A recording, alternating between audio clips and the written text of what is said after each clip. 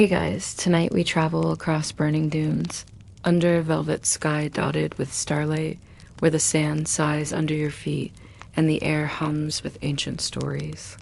You are far from your world now, wandering the edge of the Sahara, centuries ago, with nothing but camel prints behind you and an unfamiliar wind ahead.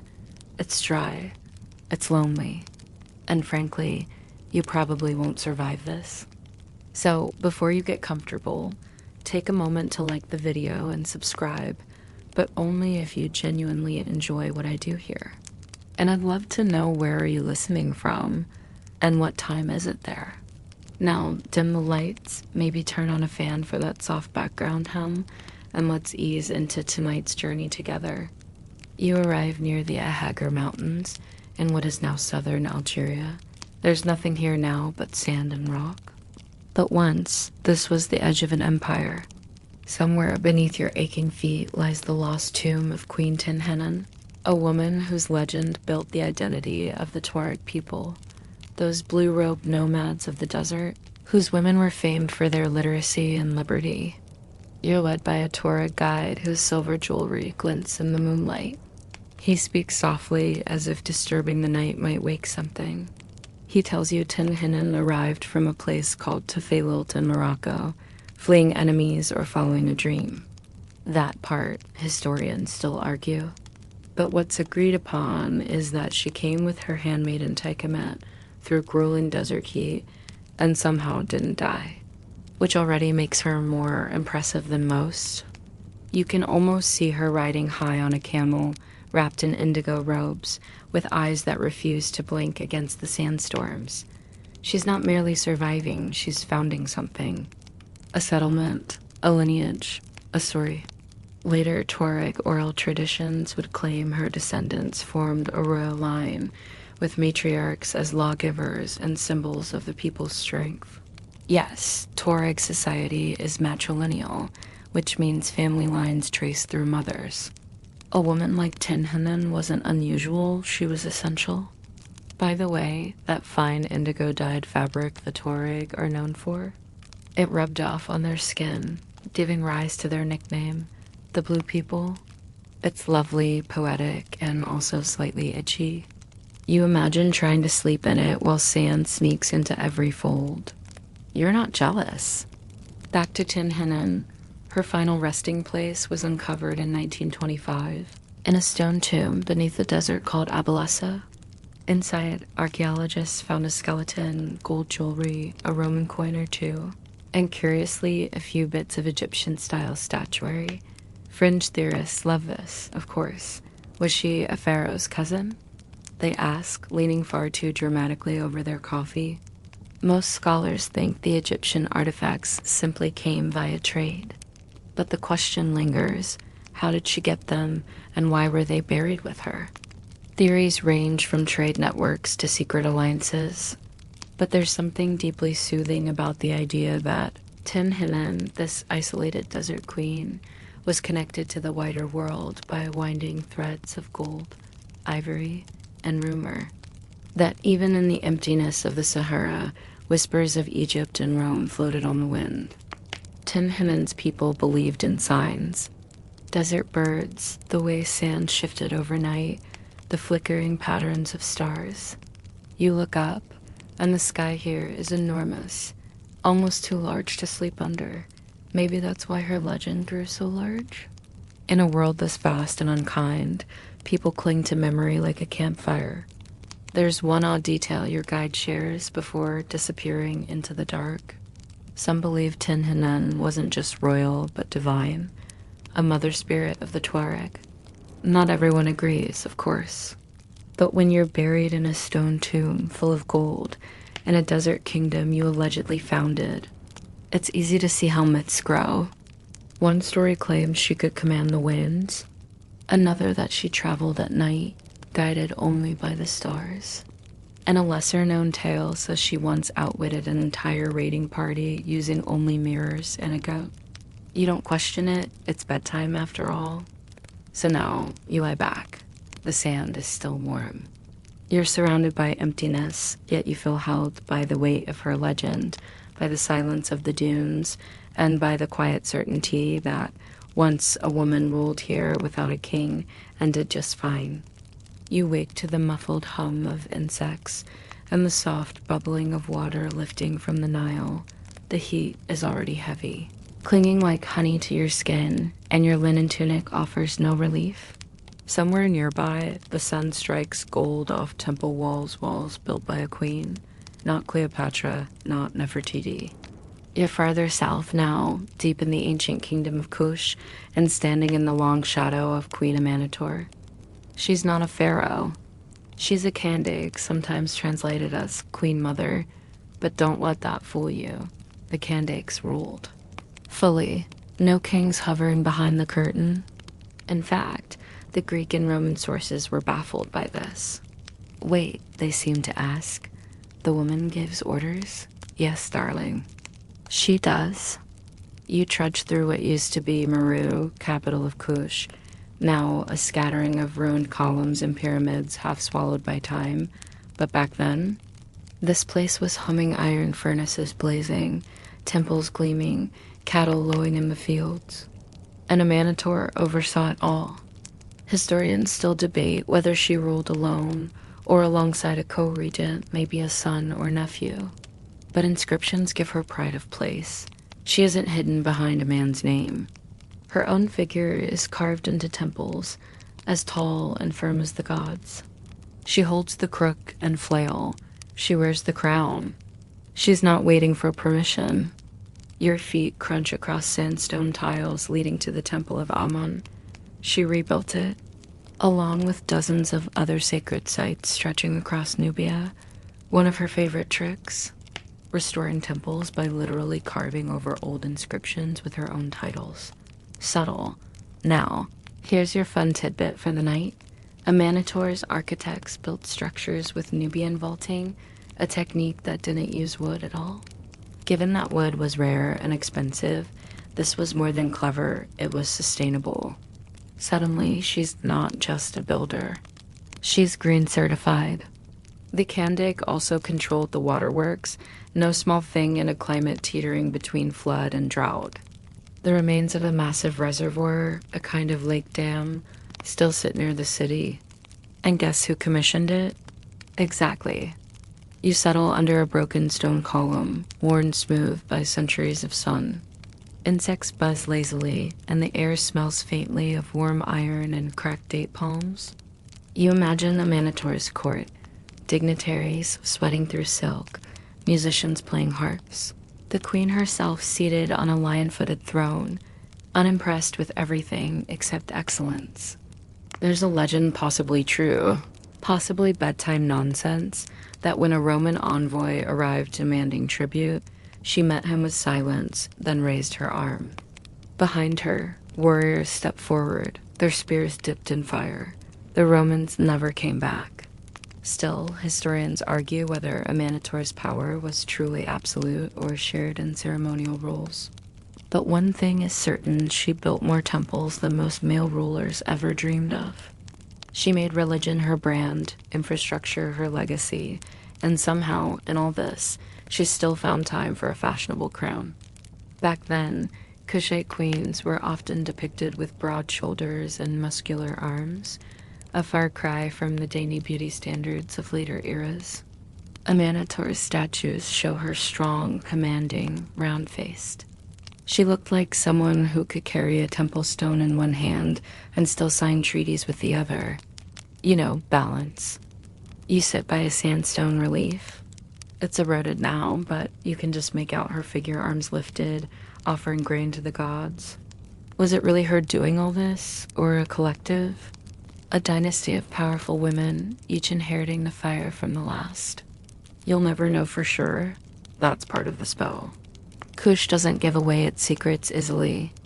And as the Nile breathes its slow rhythm nearby, you imagine the Kandake walking these banks at dusk, hands clasped, guards trailing behind.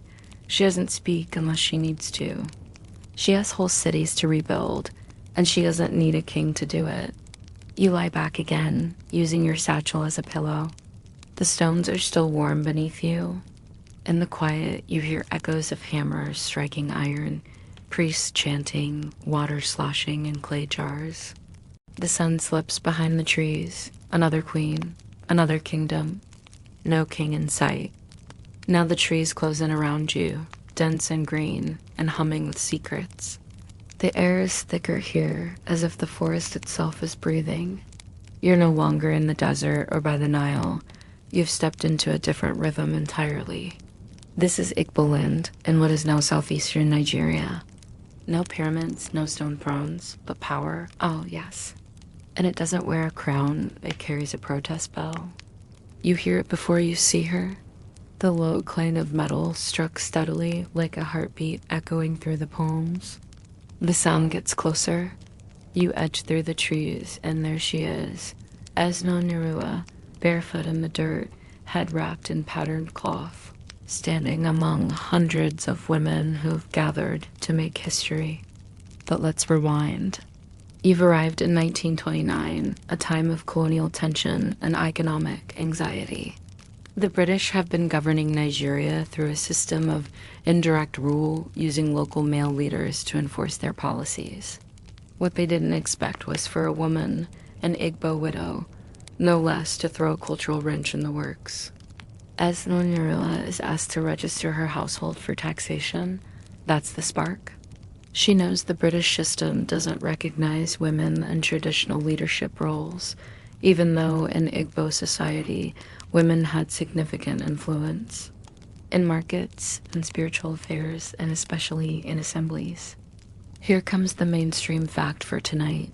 In Igbo tradition, women held gatherings known as Mikiri or Mitiri, where they discussed issues, settled disputes, and if necessary, organized resistance. That's right.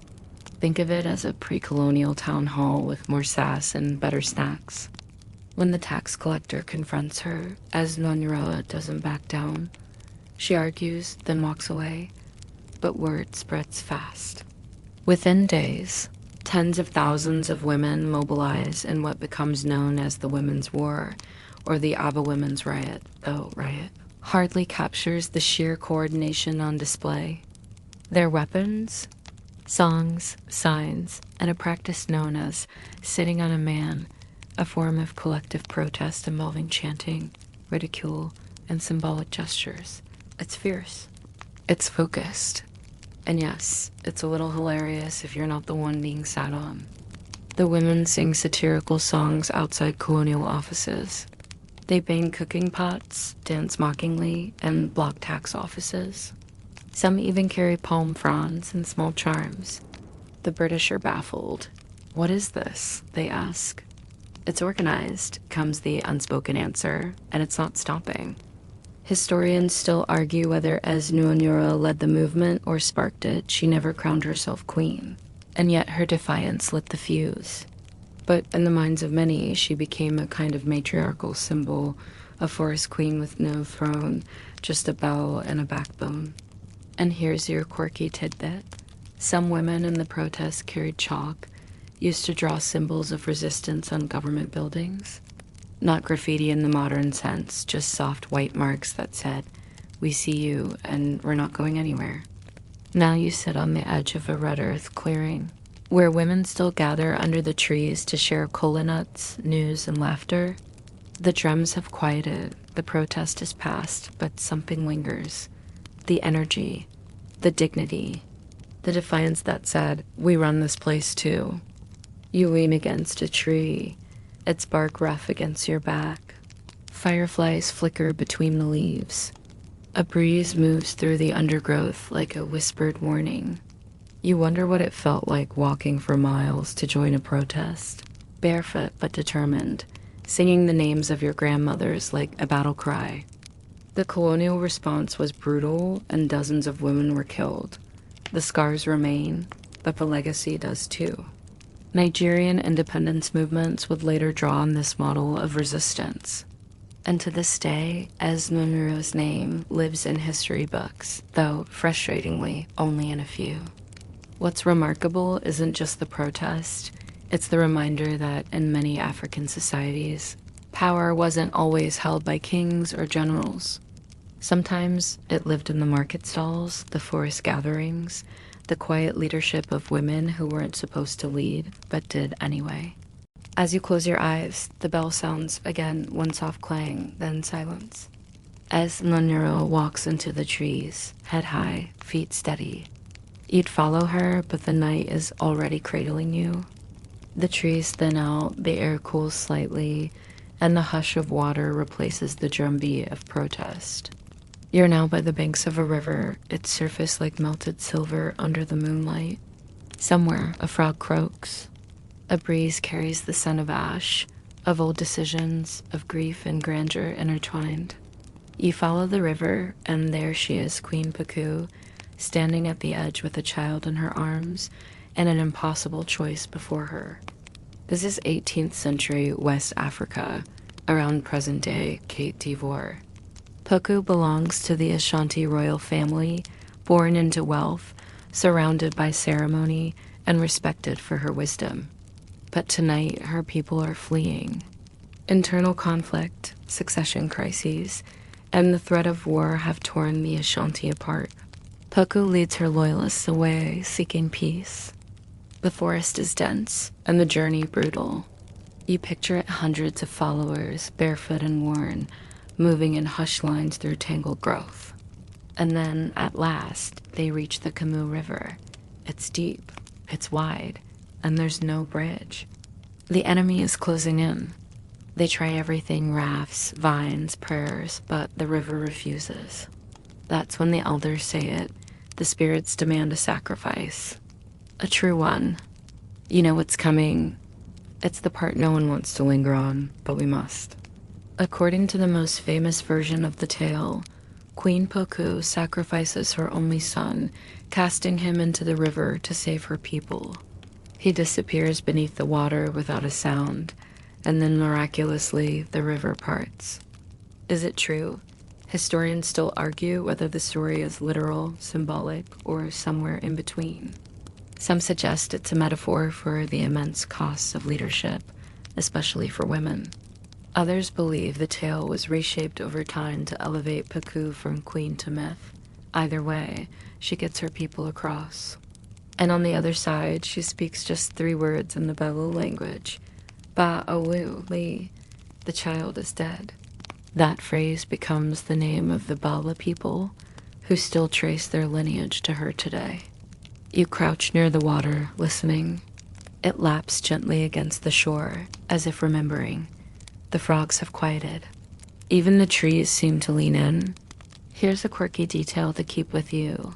In Beu oral tradition, it said that Puku never cried, not once, not even as she made her sacrifice.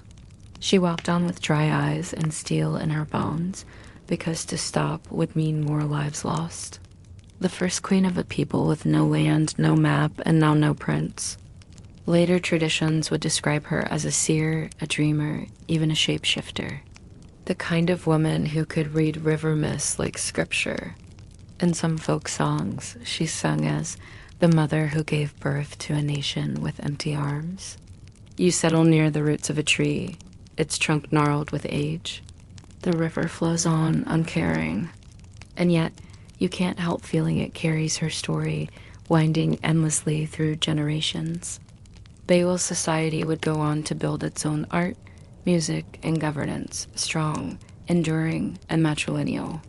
Women continued to play significant roles in leadership, sometimes even spiritual authority.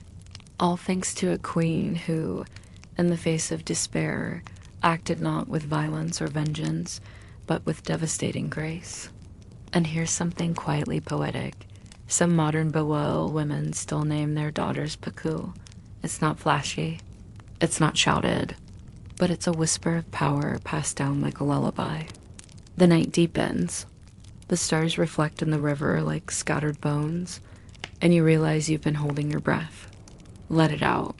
Puku made the hard choice so her people could sleep. So tonight, so can you.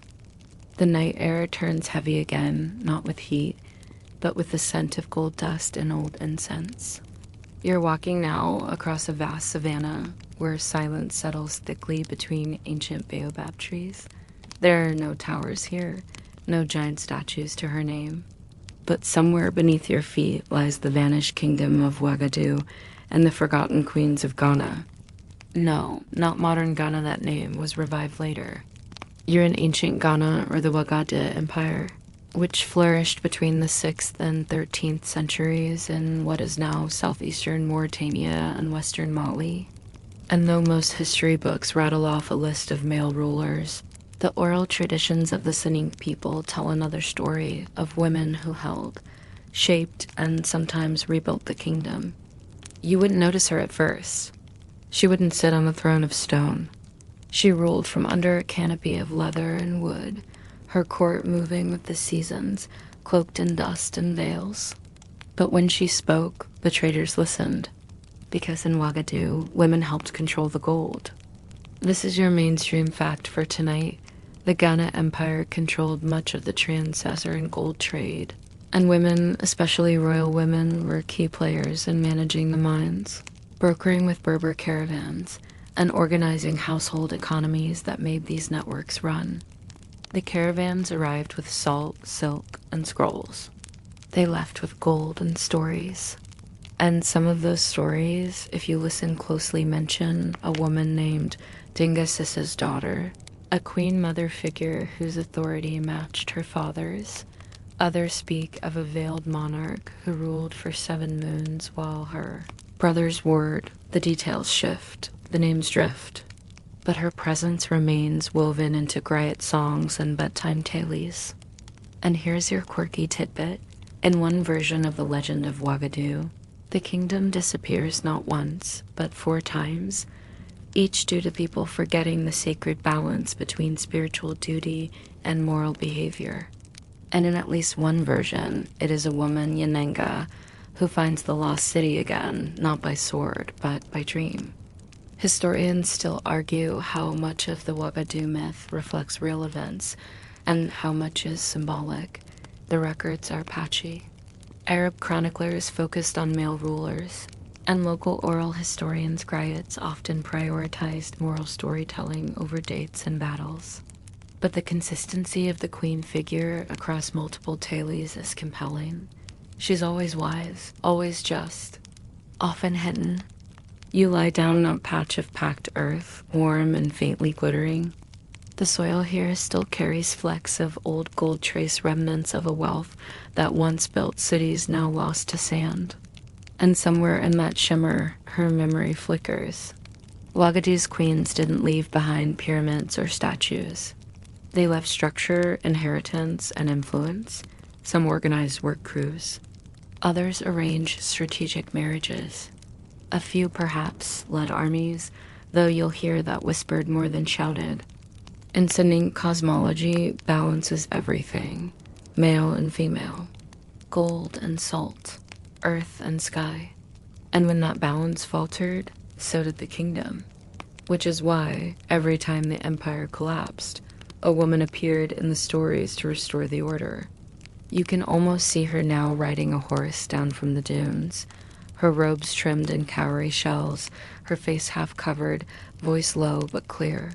She doesn't claim power, she restores it. Then, just as quickly, she vanishes again into the myth. And maybe that's the most soothing idea of all. That power doesn't always need to be flashy or loud. Sometimes it's quiet, enduring, waiting for the right moment to return. The stars overhead twinkle like coins, and the savannah hums with invisible life. You feel it, not just the gold beneath you, but the forgotten footsteps of a woman who once ruled here, without a king, without fanfare, and without needing anyone's permission. The ground beneath you begins to shift, not in motion, but in texture. Sand gives way to a kind of coarse, crushed shell underfoot. The smell of salt and sun-baked stone fills your lungs. You've reached the coast, but not the beaches you're used to. These shores are lined with coral cities, their walls glistening with minerals, their gates sculpted from shells and iron. Welcome to the kingdom of Benin, and tonight, you'll walk in the quiet shadow of Queen Hangbe. Benin, yes, the old Benin, not the modern country, was one of the great city-states of pre-colonial West Africa. Famous for its intricate bronzes, regal architecture, and organized bureaucracy, it was a kingdom of symmetry and ceremony. Its rulers were called obis, and they were almost always men. Almost. There's a hush around her name. But if you follow the oral traditions and lean in where the official histories whisper, you'll find traces of a woman ruler who held power during a time of crisis, either as a queen regent or perhaps as a covert sovereign in her own right. Queen Akenzua's story unfolds in margins, notes and bronze castings, lines in ceremonial songs, nods from elders who know but do not explain. You enter the city through one of its great earth walls, curved and sunken like a fingerprint pressed into time. Once they stretched longer than the Great Wall of China. You pass artisans hammering brass, boys selling cola nuts, priests lighting lamps of palm oil. And somewhere beyond the courtyards, in a cool stone palace built of coral and silence, she ruled. This is your mainstream fact. Benin City was one of the most urbanized and well-planned capitals of pre-colonial Africa, complete with wide roads, sewer systems, and specialized guilds. It was clean, controlled, and governed through complex rituals. But here's your quirky tidbit. Women in Benin often held the roles of priestesses, royal advisors, and market leaders, forming a network of influence called the Ioba system. These queen mothers didn't just give birth to kings, they advised them, sometimes ruled in their absence, and occasionally corrected them forcefully. Historians still debate Queen Akenzua's precise role. Was she a mother of an underage heir? A crisis-time ruler while enemies closed in? A ceremonial figurehead who quietly held real power?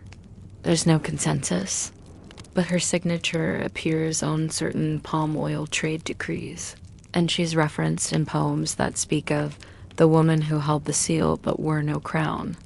Tonight you wander through her city. The walls are coral pink in the moonlight. The streets are quiet, but beneath the hush lies a tension like the hum of strings before a performance. You peek into the bronze workshops where metal workers cast scenes from palace life. Warriors, dancers, a woman seated beneath a royal canopy, holding a staff shaped like a snake. You blink. Was that her? She would have worn intricate hairpieces of coral beads. Not just for beauty, coral symbolized power, life, and the sea's patience. Imagine that, ruling a city of coral and silence, enduring like the reef. And here's something almost meditative. The markets of Benin were regulated by women, elder merchants who enforced pricing fairness and resolved disputes. It's said that even the Aba would consult them before making trade decisions. So even if Akenzua wasn't holding court in the throne room, she was probably ruling the city through its market pulse. As you pass the city center, you see what remains of her legacy mosaics, bronze plaques, and a few secretive masks said to hold her likeness. The locals won't say, but they place flowers near the base of the statue every year, and that speaks louder than any official record.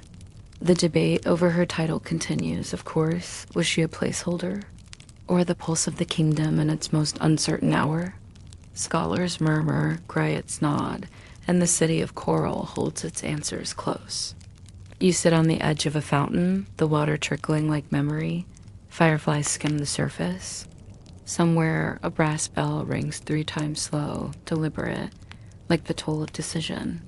You wonder if she sat here once, watching over the square, adjusting her beaded crown just so. Power doesn't always need a parade. Sometimes it's coral-layered, hidden, built in quiet over time, yet strong enough to outlast the waves. The land around you rises again, not like the soft swells of a hill, but with the quiet majesty of a throne being pulled out from beneath the clouds. You're no longer surrounded by flat plains or humming coastlines. Here, the Ethiopian highlands stretch in every direction, rugged and ancient, like the bones of the earth itself. The sun filters weakly through thin air, and even the wind seems respectful. It's as if the land is holding its breath waiting for someone. Waiting for Gutted. You're not going to find marble statues of her, No golden crowns, no hand-carved ivory portraits in royal halls. Her name isn't embroidered in school textbooks. And yet, whisper her name in Ethiopia and you'll get a reaction. Sometimes awe, sometimes unease, sometimes silence, but never nothing. Tonight, you are standing in the reign of the woman some call Yodit, others call Judith, and still others call the Destroyer. She is credited or blamed for the fall of the Aksumite Empire, once one of the most powerful Christian kingdoms in the ancient world. It was a place of commerce, religion, and learning until Dudit arrived and turned it all to ash. Let's start with the historical facts. The Kingdom of Aksum had been a beacon of civilization since at least the 4th century CE. It minted its own coins, traded with Rome, Persia, and India, and was one of the first empires in the world to adopt Christianity as its official religion. Its steely giant obelisks of carved stone still stand today, towering like ancient bookmarks holding the page of a once great chapter. But by the 10th century, the cracks were beginning to show. Trade routes shifted, internal strife grew. Religious tensions brewed beneath the surface. That's when Gudit stepped in, or more accurately, stormed in. Historians still argue fiercely over who she was. Some say she was a noble woman of the Aksumite court, spurned by the king or exiled in disgrace. Others claim she was from the Beta Israel, the Jewish communities of the Ethiopian highlands, and that she rose in rebellion after a campaign of persecution. There's even a theory that she wasn't one woman at all, but a symbol for a wave of dynastic upheaval, stitched together by legend over time. Still, the story persists, and the name Gudit carries with it the unmistakable scent of fire. You walk now through the ghost of Aksum. The temples are half fallen, the stelae are cracked, and every so often someone tells you she did this. Gudit, Queen of the Highlands, the one who burned churches for 40 years. The one who overthrew the last Aksumite king and sent the royal family running south into the shadows. But it's not all smoke and swords. Beneath the destruction, there is strategy. You find traces of alliances she forged, marriages arranged, militias trained, fortified routes cut through the rock. She didn't simply destroy, she ruled.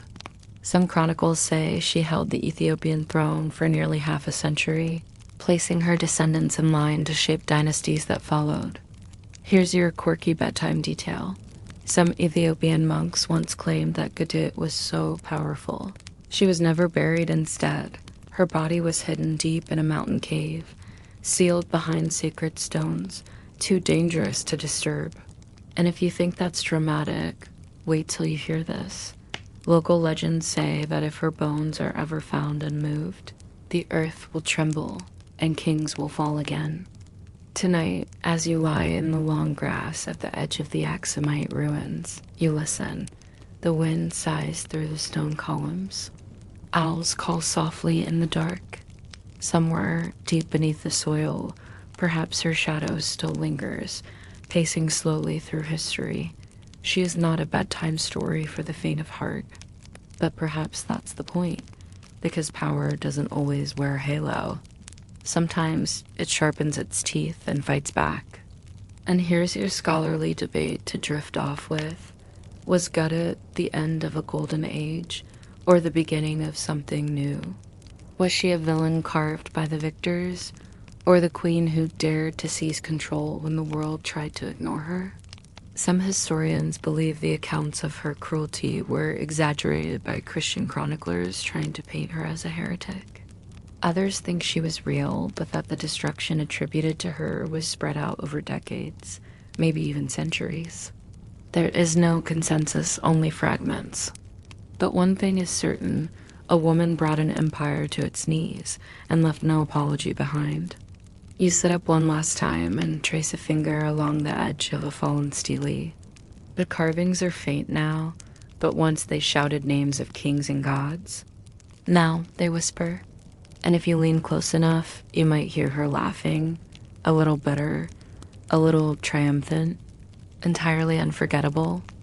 You step lightly through high grass that brushes your ankles, golden in the moonlight, swaying with that slow rhythm only dry season winds understand. Ahead, a great tree stands like a sentinel, a musasa perhaps, and beneath it, the earth is worn flat from gatherings long past. This is where Nyahanda spoke.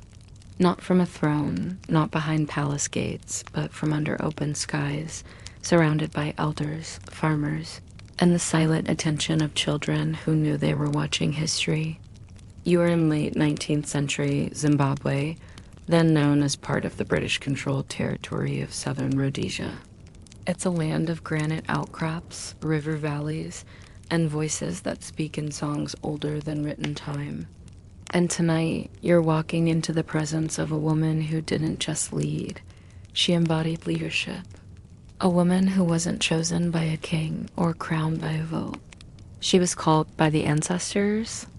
Her name is Nyahanda Char Naikasakana, and she is the medium of Buyo Nyahanda, a powerful ancestral spirit of the Shona people. If that sounds mystical, that's because it is. But here in this world, mysticism and politics have never been strangers. When Nyahanda speaks, she is both oracle and organizer, spiritual conduit and strategist. You see her standing now in the shade of the tree, arms lifted slightly as if feeling the wind for signs.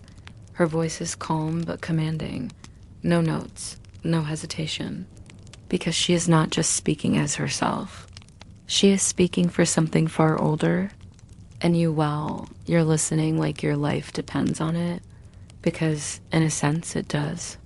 Here's your mainstream fact. In 1896, Nyahanda became a central figure in the First Chimurenga, or First War of Liberation, a coordinated uprising by the Shona and Ndebele people against the British South Africa Company, which had imposed taxes, land seizures, and forced labor policies on the local population. It wasn't just a rebellion, it was an existential stand. But what made it unique was that it wasn't led by generals or kings. It was led, in part, by spirit mediums. Among them, Nyahanda stood out. She didn't pick up a spear. She didn't ride into battle. Her power was more profound. She gave blessing and direction, her words carrying the weight of ancestral will. Colonial administrators were baffled. She speaks with the conviction of a lawyer, one British official wrote. Another called her dangerous but oddly serene. She offered no apologies. She did not blink. Now here's your quirky tidbit in Shona belief. Mhandoro, like Nyahanda, doesn't just channel spirits. She must also live according to ritual law. That meant specific dietary rules, taboos around touch, and regular cleansing ceremonies to keep the ancestral energy undisturbed. Imagine trying to lead a resistance while also avoiding garlic and public hugs. Yet somehow she did. She moved from village to village, giving oracles, organizing resistors, helping coordinate attacks without ever lifting a weapon. It said she could predict where British columns would move next. Whether you believe it was divine insight or sharp political observation, the results were unnervingly accurate. At night, you sit around a fire. The wood crackles. Smoke curls into the stars. An old woman stirs millet porridge beside you and leans in, whispering, "She told us not to fear the white man's gun. She said our spirits would protect us." And for a while, they did. But of course, not forever. Eventually, the resistance was crushed under the weight of Maxim guns, railroads, and imported bureaucracy. Nyahanda was captured, tried by colonial officials, and sentenced to death by hanging. It shocked the local population. Killing a spirit medium wasn't just a crime. It was a disruption of the entire cosmic order. On the day of her execution in 1898, she walked calmly, even with dignity.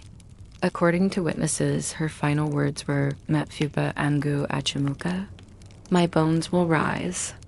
Historians still argue over the precise translation, whether she meant literal resurrection or that her struggle would one day be reborn. Either way, she was right. Decades later, in the 1960s and 70s, her name would become a rallying cry in the Second Chimurenga, the guerrilla war that eventually led to Zimbabwe's independence in 1980. Her image appeared on pamphlets. Her prophecies were quoted in speeches. Her memory, still alive in the land she fought for. You walk now through a clearing dotted with wooden totems and smooth stones. There is a Masasa tree here set to mark the place of her hanging. People still come.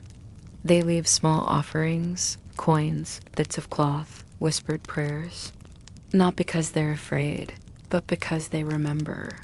There's a statue of her in Harare now, made of bronze. She stands straight, eyes focused, holding a staff. On Zimbabwe's currency, her face appears without a smile. She's not here to entertain. She's here to remind. But here's something softer for your dreams. Once, as a child, Nahanda was said to have walked into a river and emerged dry. Locals believed it meant the spirits had chosen her. But perhaps, just perhaps, it also meant she knew how to walk between worlds, between water and sky, between past and future. You sit beneath the tree, and the bark is rough under your palm. The wind shifts. You hear it, don't you? The old rhythms. Drums beneath the silence, ancestors clearing their throats. Because her bones did rise. Not in a graveyard, but in the hearts of everyone who refused to let the story end. And so you listen not just to Nahanda, but to the world she spoke for. You are not alone tonight. The stars begin to shift again, the constellations realigning like dancers preparing for the next act. You feel the temperature drop ever so slightly, and in the stillness, the scent of something unexpected rides the air, clove, cinnamon, and a hint of sea salt. You've traveled east now, to the Swahili coast, where the ocean is never far. The winged speak Arabic as easily as Bantu.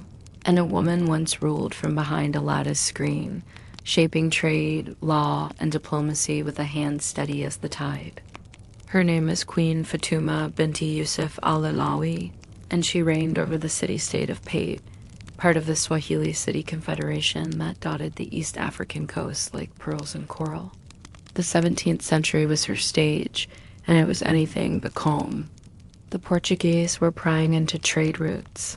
Many Arabs were challenging colonial power, and Swahili states were trying to survive between two empires. In this swirling, salty chaos, Fatuma rose to power.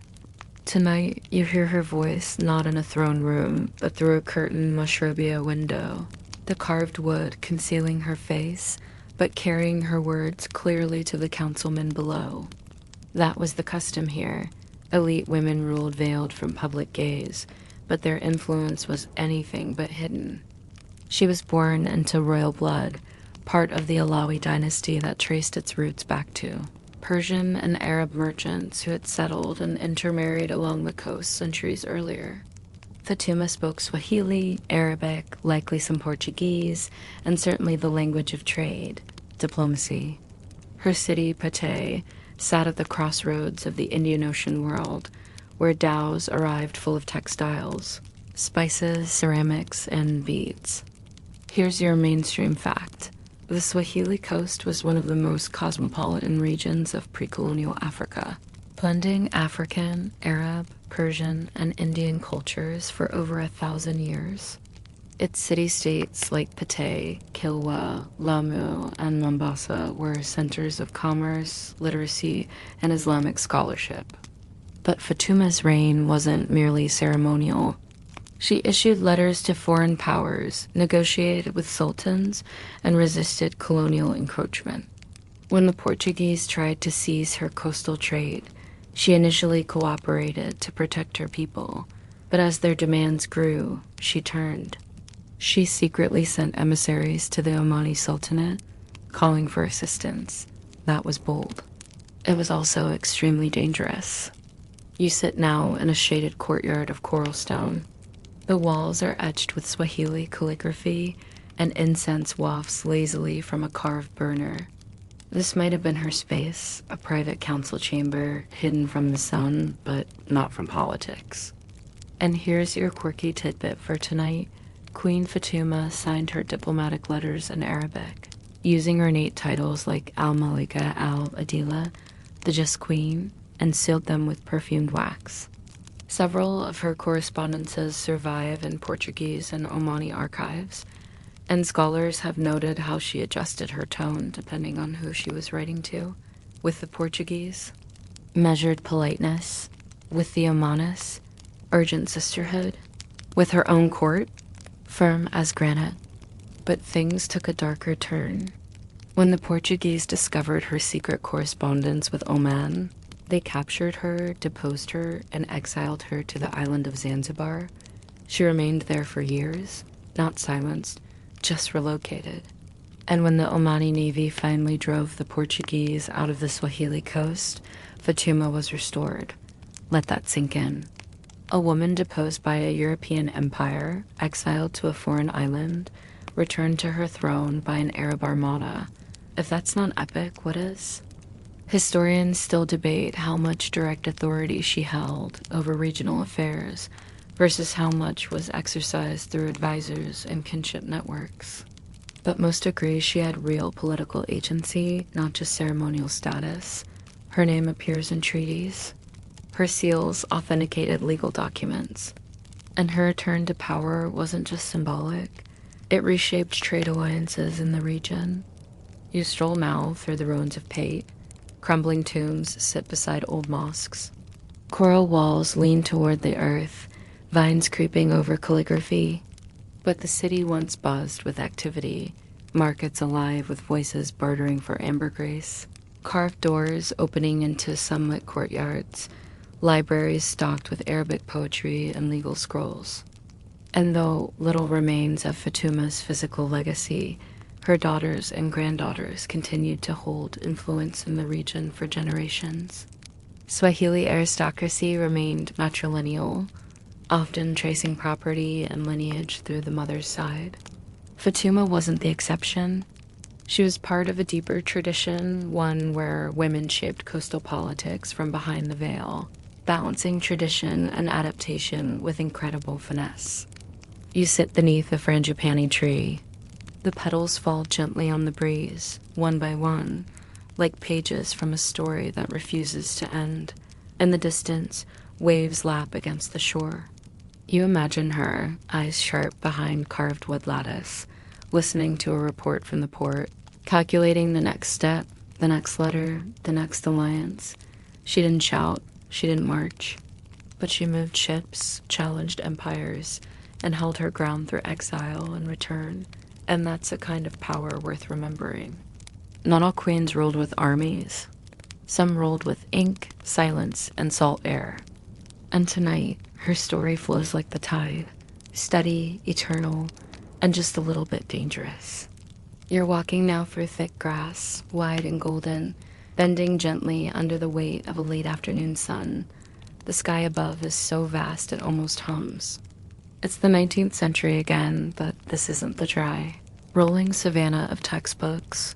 This is the kingdom of Dongo and Matombo, in what is today Angola.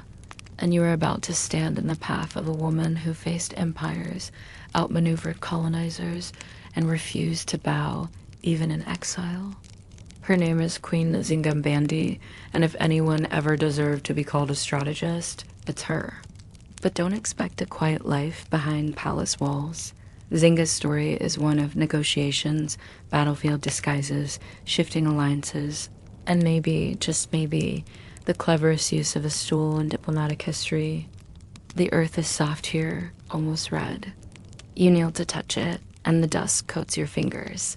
The same earth Nzinga once stained with gunpowder, palm oil, and defiance.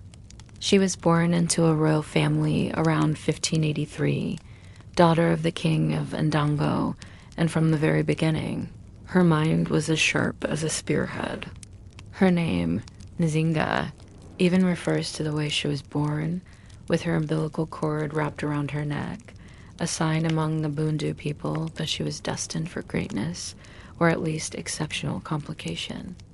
Let's start with the mainstream history. During Nzinga's lifetime, Portuguese colonizers were expanding inland, eager to control trade routes and the slave economy. They pressed hard against Ndongo's sovereignty, demanding tribute, land, and captives. Nzinga's brother, then king, was overwhelmed, so he sent her as an envoy to negotiate peace in 1622. Now picture this. You walk into a Portuguese governor's court, foreign flags fluttering, Catholic priests murmuring Latin in the corners, soldiers glaring with muskets in their laps. Nzinga enters in full Bundu royal regalia, beads, feathers, a calm stare, and the governor gestures for her to speak, but offers no seat. This is where her legend is born. Nzinga signals to her servant, who immediately drops to all fours, forming a human stool.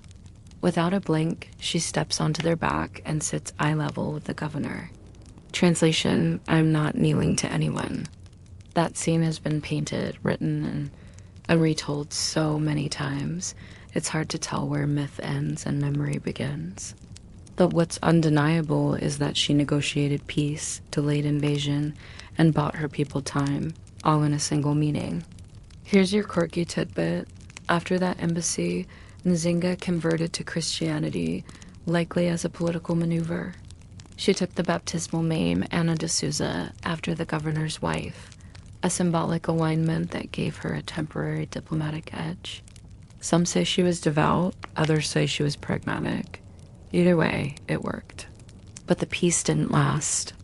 Soon after, the Portuguese resumed their campaign. Nzinga's brother died, possibly by suicide, possibly with help, and Nzinga became queen. Though her claim was contested by rival factions, that didn't stop her. She led armies, formed alliances with escaped slaves and other African rulers, and even made an alliance with the Dutch, offering them access to the interior in exchange for weapons. You're walking now through the humid, vine-draped forests of Matamba, where she moved her base after being ousted from Ndongo. These forests aren't peaceful, they're tactical. Nzinga built a state here that welcomed runaway slaves and Portuguese deserters alike. She crafted laws, she trained spies.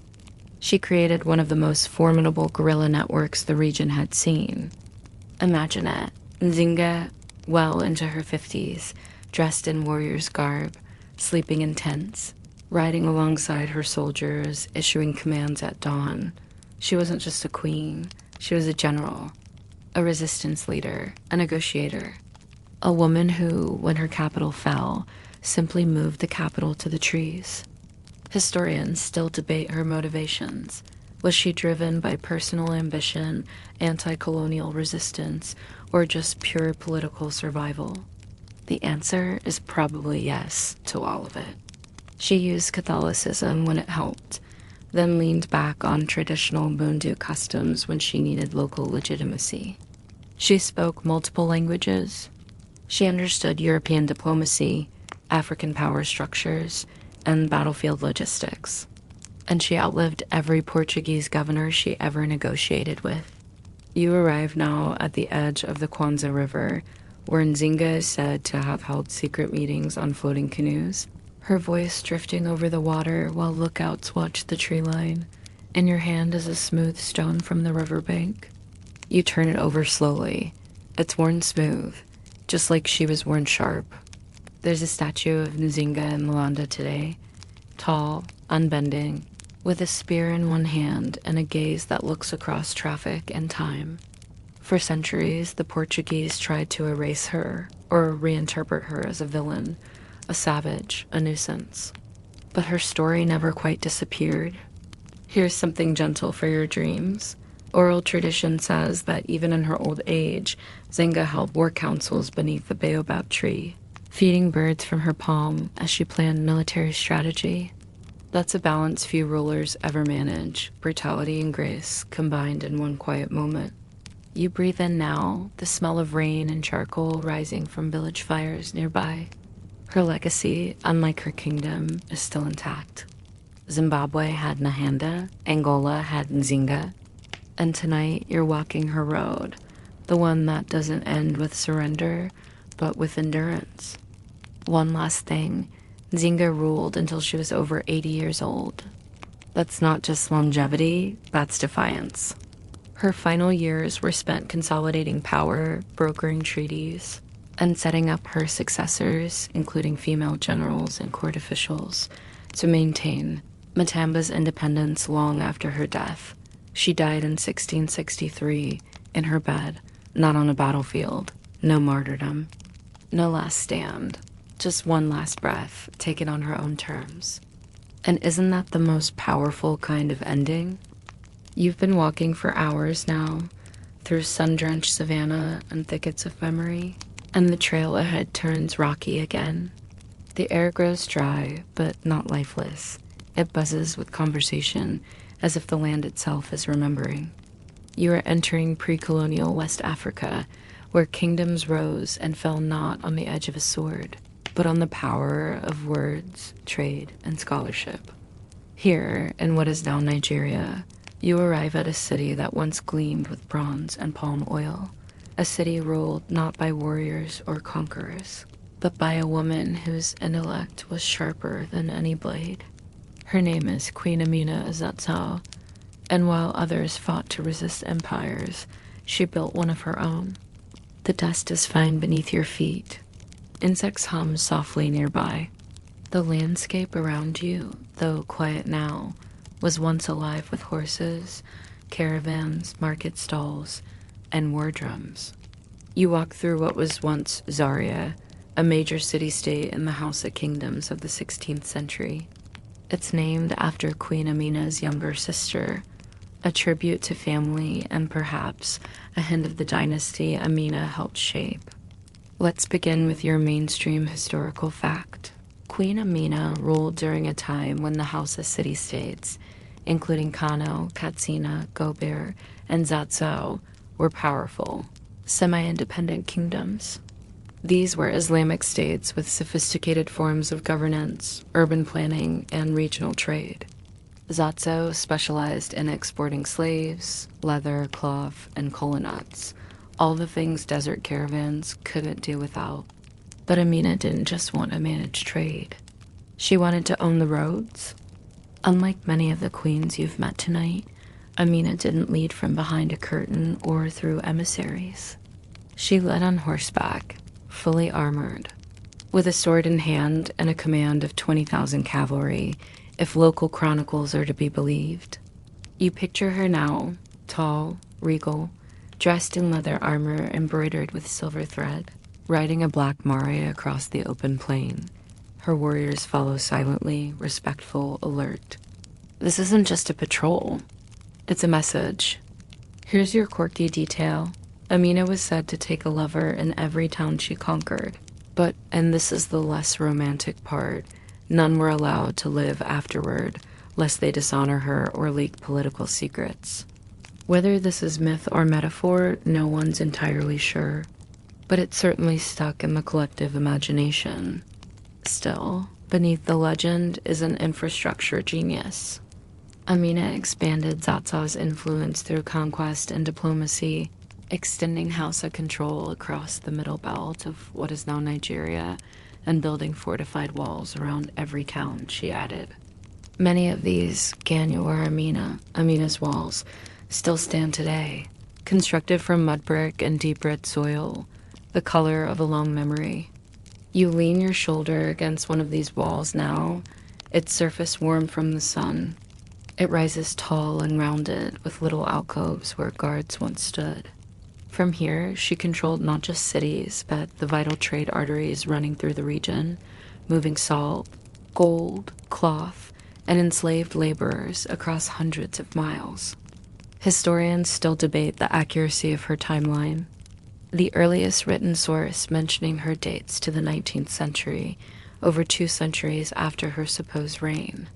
Oral tradition fills the gaps with battle songs and royal genealogy, but many scholars caution against taking the most dramatic claims literally. Still, the extent of Amina's influence is not in doubt. Her legacy was strong enough to be preserved across centuries of colonization, Islamic reform, and cultural upheaval.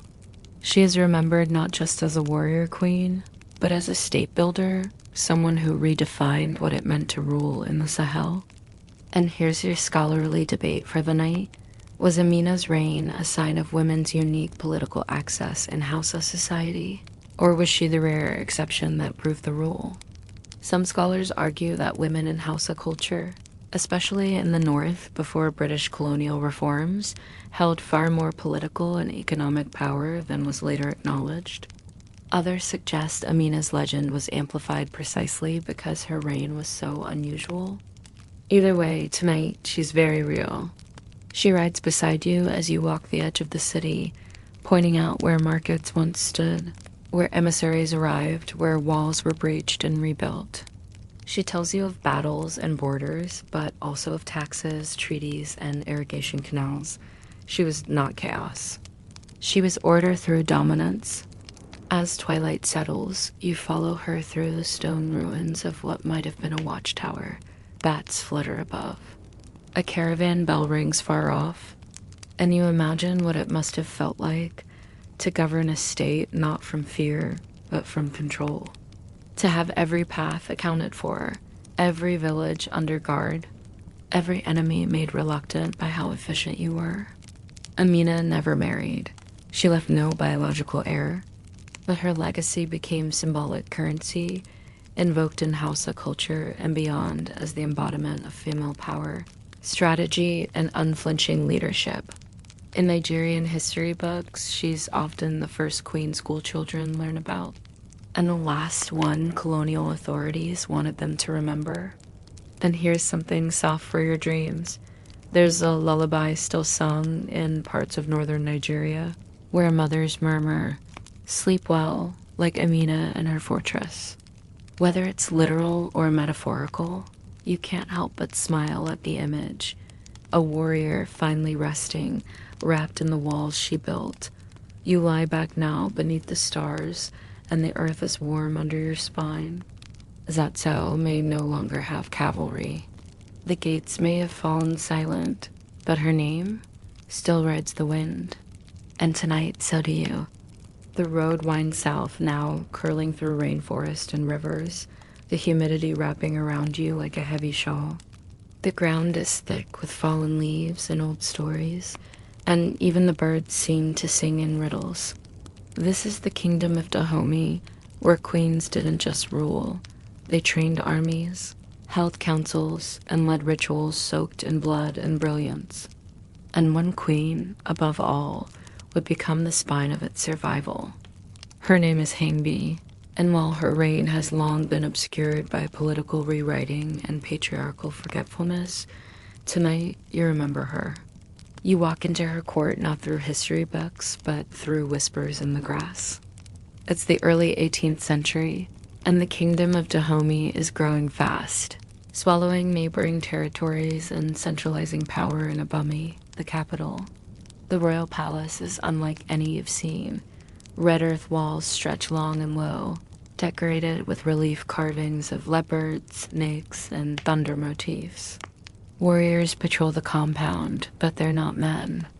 They are the Agaji, the women's military corps, often misnamed in pop culture as the Dahomey Amazons. And Queen Hangbe? She's the one who made them possible. Let's ground ourselves with a mainstream fact. Though many credit later kings like Tizo with formalizing the Agaji as a standing force, oral histories across Benin consistently cite Queen Hangbe as the originator, establishing women warriors during her brief rule around the 1710s. She led not only in palace matters, but on the battlefield. A warrior queen before the idea became a Hollywood pitch. And here's your quirky detail. Unlike most royal courts, where women's roles were limited to concubinage or symbolic rituals, Hangbe trained her own regiment of women, not for show, but for real war. They used machetes, flintlocks, and hand-to-hand combat techniques, and they swore oaths of celibacy and loyalty that bound them closer than blood. Their morning routines?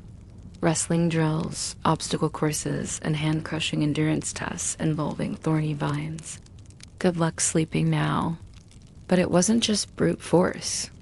Hangbe also reformed court ceremony, adjusting the thought divination systems to include female interpreters, and instituted new rites for spiritual preparation before war. Her palace was filled not just with weapons, but with shrines, gourds, copper bells, and the delicate chalk symbols drawn before every campaign, symbols that told the gods a queen was coming. So why don't more people know her name? That's where the scholarly debate comes in. After the death of her twin brother, King Hangbe, Hangbe is said to have ruled as regent or full queen. The records are unclear. But shortly after, she was violently removed from power, likely by Agaja, a younger brother who saw her reign as illegitimate. Most official Dahomeyan records written during Agaja's time erase her name entirely. Her portraits were destroyed, her palatial murals repainted. In the royal succession lists, she was sometimes left out or simply labeled as a caretaker. Yet her fingerprints remain. You walk the palace grounds now, and local guides, especially the elder women, speak her name softly but with fire. Hangbe built the women's army, they'll tell you. She trained them. She made Dahomey strong before the men took credit. You sit in the inner courtyard now, beside a sacred fig tree said to mark her former private altar. The air is thick with incense and memory. A goat bleats somewhere behind you. Drums begin low and steady. This is ritual space where court officials once performed rain-calling dances, where generals swore loyalty, and where Hanbi is said to have once stood with a blade in each hand, her voice echoing across the stone. She wasn't just a placeholder between kings. She was a prototype for power, a figure so formidable that later rulers had to erase her just to feel safe. Here's something gentler for your dreams. In the small town of Savalu, some descendants of Hangbe still hold ritual ceremonies in her honor. Once a year, women dressed in white gather to sing her name, reenact her training routines, and bless young girls who seek strength. No throne, no titles. Just movement, breath, and memory, a living archive of her leadership. Modern historians have begun recovering her story, piecing it together from songs, griot poems, and architectural clues. Still, some warn against romanticizing her too easily. Was she a unifier or an authoritarian? Did she rule alone or as part of a council of queens?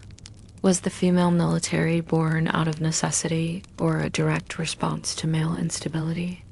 We may never know fully, but you do know this. When the Portuguese first tried to negotiate with Dahomey, they were shocked to find women in full military uniform lining the palace gates. Those women, trained in discipline, dressed in indigo and brass, stood not as novelties, but as defenders of a state founded, in part, by a forgotten queen. As the firelight flickers on your face, you close your eyes and listen. The drums now rise, steady and rhythmic, mimicking the sound of boots, thousands of boots on a long red road. Somewhere ahead, Hangbe waits, arms crossed, measuring your pace. She doesn't say anything, but you feel her approval not in words, but in weight. The weight of standing tall when history wants you invisible. The kingdom moves on, but her stride remains. You wake beneath a sky streaked with dawn, the colors warm and sleepy, like a kingdom blinking into morning. The landscape has changed again. Gone are the humid forests of Dahomey, replaced by open plains and scattered trees, where the horizon stretches as wide as possibility. You're deep in pre-colonial East Africa now, in the lands of the Oromo people, and tonight, you're about to meet a queen whose story has traveled more by whisper than by scroll.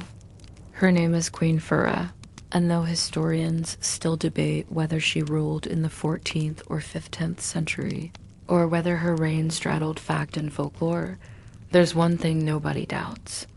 Fura terrified the men in power. You step into her world not through the gates of a capital city, but through the grasses of the Horn of Africa, where cattle herders sing to the sky, where drums speak louder than writing, and where a woman once claimed authority over the entire goddess system, the complex and democratic socio-political framework of the Oromo.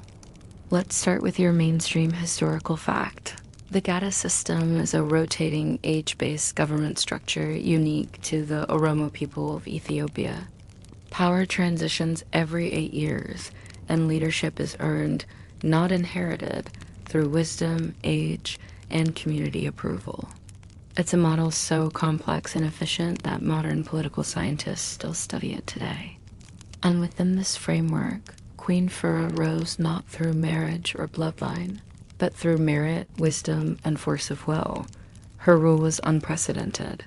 Some versions of her story say she reformed the Gada Council, established new laws favoring women and the poor, and even challenged the male-only structure of governance. Now here's your quirky tidbit. Queen Fura was said to have banned men from holding any positions of leadership during her reign. In some villages, they were only allowed to farm and raise children. That's right, a complete societal role reversal. You can almost hear the grumbling echo across the centuries. You walk now through a highland valley where the wind carries traces of forgotten songs. The grass here is tall, and beneath it, if you look closely, you'll find stone circles, markers of ancient Oromo gathering places, possibly once meeting grounds during Fura's time. The stones lean like tired sentinels, their surfaces smoothed by wind and footsteps, not pen and paper. In many tellings, Fura wasn't just a reformer, she was a warrior. Her armies marched across the countryside, enforcing a new order with military precision and spiritual ritual. She's said to have trained women as soldiers, messengers, and priests, establishing a system where even village disputes had to be settled by women-led councils. Historians still argue whether Queen Fura was a historical monarch or a symbolic figure, a cautionary tale spun by later male elders to explain a time when women held power. Some scholars suggest she may have been a historical woman whose rule was later mythologized to justify the strict gender roles that returned after her fall. Others point to oral genealogies, ruins, and ceremonial sites as evidence that something very real once happened here, something powerful enough to make history uneasy. Because here's the hard truth. Fura's reign didn't end peacefully. According to most versions, the men who had been sidelined during her rule eventually organized a conspiracy. They waited until one of her military campaigns had weakened the capital's defenses, then launched an ambush. Fura, ever composed, saw it coming. But even she couldn't stop a betrayal from within. You stand now beside what local legend calls Fura's grave, a mound of earth ringed with small stones and flanked by thorny bush. It's a quiet place, but not sorrowful. Locals still leave offerings here, bundles of grain, sprigs of wild herbs, small carvings, not out of obligation, but out of pride. Because even if her rule was brief, even if her laws were reversed, her memory was never erased. In modern Oromo activism, Queen Fura has re-emerged as a symbol of feminine power and indigenous governance. Her story is told at festivals, reenacted in plays, and invoked in political speeches about restoring autonomy and equity. And here's something gentle to carry into sleep. In certain villages, grandmothers still tell stories about Queen Fura turning invisible to escape capture, or transforming into an eagle to oversee her people from the skies. Whether those tales are true or just beautifully woven bedtime stories doesn't really matter. What matters is that the eagle still flies, and you can hear her wings every time the wind rushes over the hills. As dusk settles once again over the grasslands, you sit beneath an acacia tree, watching the shadows grow long. You think about what it means to lead when no one wants you to, what it means to rewrite the rules, if only for a time, what it means to have your name survive in whispers. Long after your throne was burned to ash, Queen Fura didn't leave behind a dynasty. She didn't build golden palaces or carve her image into stone. But she left an echo, and tonight you followed it all the way here. You rest your head now against the roots of the tree. The earth is soft, the stories are strong, and somewhere in the silence between stars, Fura watches still. The air grows thicker with the scent of wood smoke and distant firelight as you step into the final stretch of your journey. The path now leads you up into the Abyssinian highlands, where the mountains press into the sky like cathedral spires, and the wind hums hymns older than any map. You are in the land of Ethiopia, a kingdom both Christian and ancient, proud and perpetually under siege. And it's here you meet a queen whose quiet authority helped preserve the soul of a nation through exile, crisis, and legacy. Her name is Empress Mentewab, and while she may not have wielded a sword on horseback like Amina, or commanded war councils like Nzinga, her grip on power was no less firm or revolutionary. You pass under the stone arch of Gondar, Ethiopia's 18th century capital, where Mentewab once ruled beside her husband, then alone, then as co-regent with her grandson, spanning 3 generations of imperial turbulence. These royal grounds are unlike anything you've seen. Picture stone castles rising out of the earth like chess pieces, their towers shaped by a fusion of Aksumite tradition, Portuguese masonry, and Islamic geometry. They're weathered now, vines clutching their foundations, but they still echo with authority. Mentewab was born around 1706 into a noble Amhara family. Her real name was Walada Georgis, meaning daughter of George, a nod to her Christian faith. She married Emperor Bakafa, and upon his death, she did something unthinkable. She refused to step aside. Let's ground ourselves in a mainstream historical fact. Mentewab was officially crowned Empress Consort, then elevated to the rank of Etij, Empress Dowager, with independent political power, making her one of the most powerful female figures in Ethiopian history. Now here's your quirky detail. Mentewab didn't just move into the background after her husband's death. She declared herself co-ruler with her son, then later with her grandson, Ayasu II, even appearing on coinage, inscriptions, and diplomatic decrees. She built her own palace complex, commissioned churches, and held her own court, effectively creating a dual monarchy with her as the senior voice. You walk now through the ruins of Kusquam, the palace she built for herself on the outskirts of Gondar.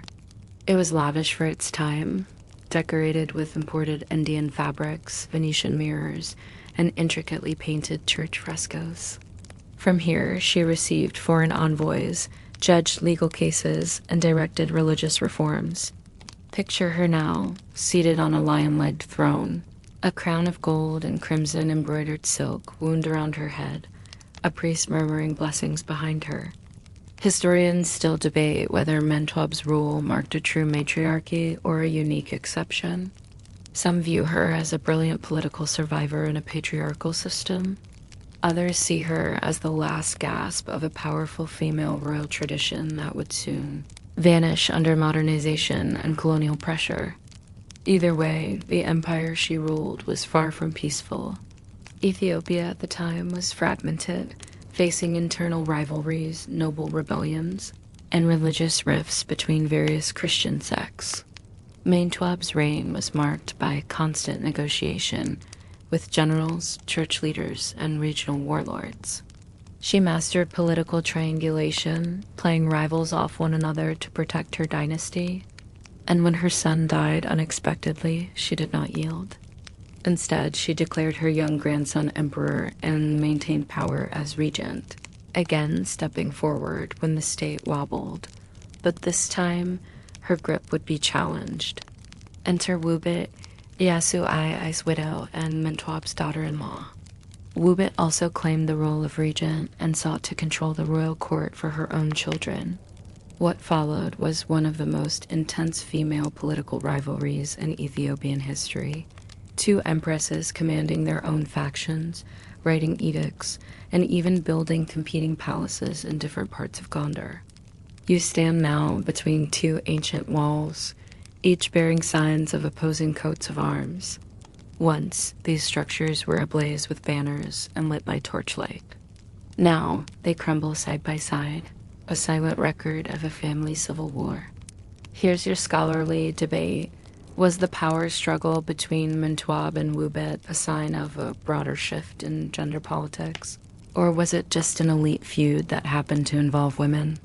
Some historians argue that it reflected deeper divisions in Ethiopian society, especially between northern and southern nobility, Christian and Muslim neighbors, and older versus newer political ideologies. Others say it's simply the tale of two strong-willed women refusing to be erased.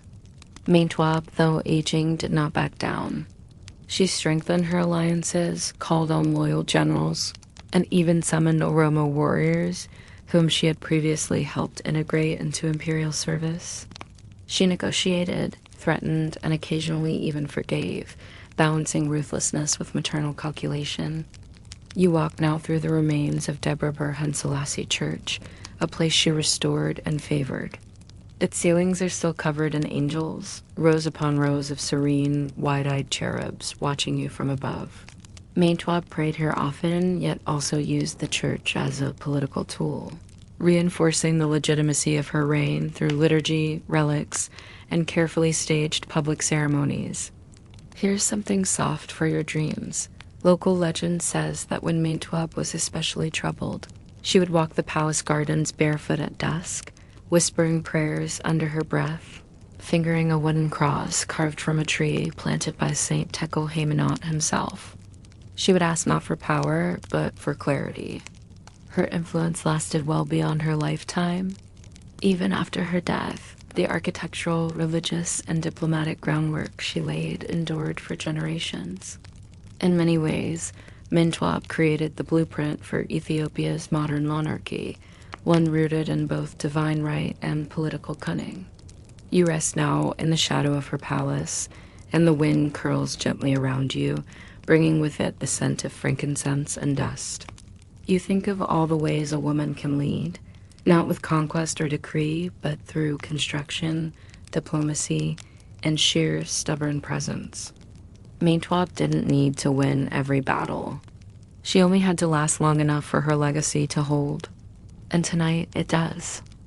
You've almost made a full circle now, and the path beneath your feet feels lighter, not because the journey is over, but because you've been carrying the weight of forgotten crowns, stone walls, battle drums, and ancestral fire for so long that your shoulders have grown accustomed to it. The breeze is cool as it blows in off a lake somewhere nearby.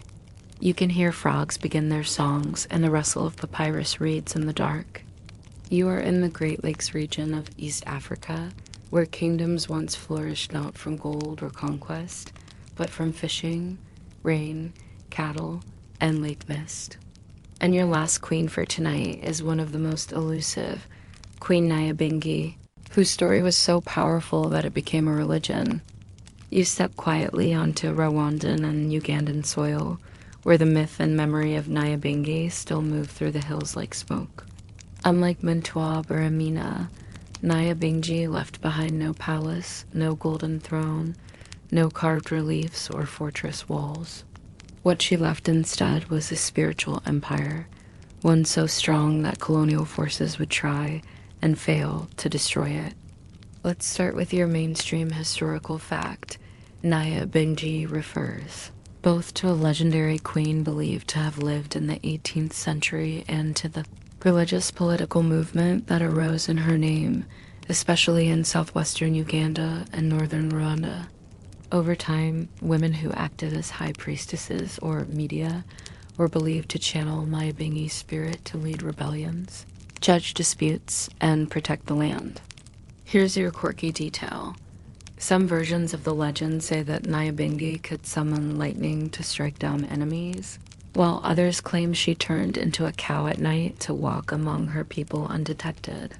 And still others say she died, but her spirit refused to leave, choosing instead to inhabit the bodies of fierce women for centuries after. You walk now into a small circular hut, roofed with thatch and lined with gourds. This is a Nyabingi shrine, humble, warm, sacred. The air smells of sweetgrass and wood smoke. In one corner, a woven mat and a cluster of spears lean against the wall. Offerings of millet beer, beets, and smoked meat sit on a low altar. A cowhide drum rests in the center, and when you kneel beside it, you feel the quiet strength that built a movement. During the colonial period, particularly under German and later British rule, the Nyabingi movement transformed from mythic reverence into active resistance.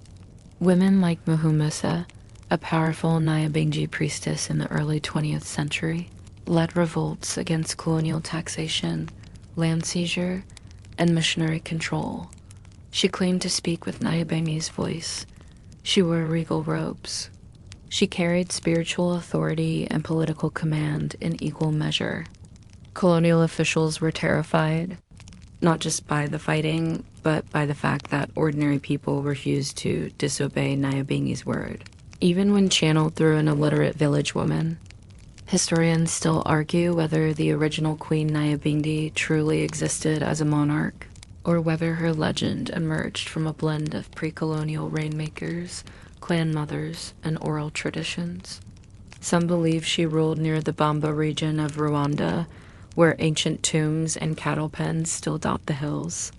Others suggest Nyabingi was a title, passed down like a crown from one medium to the next, a lineage not of blood, but of belief. What's undeniable is that the colonial powers considered her movement dangerous enough to outlaw it. British authorities classified Nyabingi as a subversive religion, banned rituals, and exiled or imprisoned priestesses. But still the spirit lived on, in secret gatherings, in hidden songs, in the way grandmothers whispered when the rains came too early or the cattle fell ill. Tonight, you walk a path that hundreds of Nyabingi followers once walked to reach ritual sites on moonlit nights. The ground here is red clay, soft after the afternoon rain. Your feet sink in just enough to remember you're on sacred ground. You pass banana groves, cow enclosures, and wide, open fields once used for dancing and oath-taking. This was not an empire of coins or cannon. This was an empire of presence. Here's your scholarly debate. Was the Nyabingi movement a unique form of spiritual feminism, or a broader anti-colonial response that happened to center women? Some scholars argue it was a rare example of matriarchal resistance, where women controlled both cosmology and military strategy. Others warn against projecting modern labels onto what was a complex spiritual political fusion. You arrive now at the edge of a small crater lake, the kind that dots this volcanic region like mirrors to the sky. The water is still, reflecting the stars, and you can almost hear Nyabingi herself, not in a voice, but in the rustle of the reeds, the hush of the wind, the quiet breath of resistance. And here's something soft to settle your thoughts. Nyabingi's name lived on long after the last shrine was shut down. In the 20th century, Rastafarians in Jamaica adopted her story, forming the Nyabingi Order, one of the oldest mansions of the faith. To them, Nyabingi represents not just a queen, but the eternal feminine energy that guides rebellion against oppression, a link from Africa to the Caribbean, from past to present. Imagine that. A queen who may or may not have worn a crown becomes a symbol of resistance on another continent centuries later. Not because she ruled, but because she endured. You lie back now in the grass, the lake beside you still and cool. You think of all the queens you've met tonight, warriors, mothers, strategists, spirits, and you realize that power takes many forms. Sometimes it sits on a throne. Sometimes it marches with a spear. And sometimes it moves silently in the hearts of people who refuse to forget. The frogs continue their lullaby. The wind slows. Your limbs grow heavy, not from the walk, but from the wonder. And you drift now into the final descent of sleep. And now, as we leave behind the hills and palaces, the red earth and ruined walls, the battle cries and whispered prayers, you feel your breath begin to slow. The journey has stretched across kingdoms and centuries, and yet here, at the edge of night, it softens into stillness. The drums fade, the fires flicker low, and even the wind seems to tiptoe around you now. You're no longer walking. You're simply resting, not on stone or soil, but somewhere in between time itself. You've seen the world not through textbooks or empires, but through the quiet strength of queens whose names the world tried to forget. But they weren't forgotten, not tonight. Your body grows heavier now, as if the stories have gently wrapped themselves around you like a thick woven shawl. You remember Amina's walls, Mentewab's castles, Nzinga's defiance, Hangbe's hidden drums. You remember the marketplaces, the lakes, the incense, the polished floors of royal courts. You remember how every queen ruled differently, some with fire, others with silence, some through myth, some through war, all through endurance. The stars above are old, the same stars they would have looked up to when they were tired or frightened or triumphant. They don't speak, but they watch, calmly. And now they watch over you. Let the breath ease. Let the eyes drift. There's nothing left to chase and nowhere else to be. The journey has ended and the queens are resting too. Tonight, you've walked far enough. You've learned, you've listened, and now it's time to simply float. Float in the memory of stories carried through wind, soil, and sleep. Float in the echo of names whispered under the breath. Float in peace. Good night.